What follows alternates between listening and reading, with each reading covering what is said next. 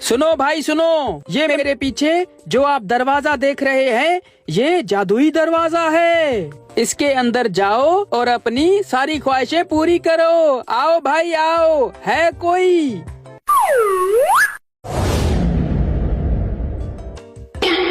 अरे ये कौन आ रहा है? लगता है ये जादुई दरवाजे के अंदर जाना चाहता है। अभी भेजता हूँ इसको। हाँ भाई, कौन सा दरवाजा है?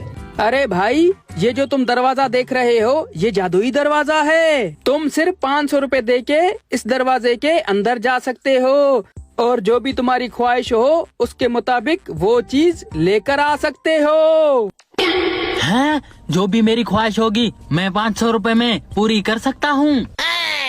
हाँ हाँ भाई, 500 रुपए में तुम अपनी कोई भी एक ख्वाहिश पूरी कर सकते हो।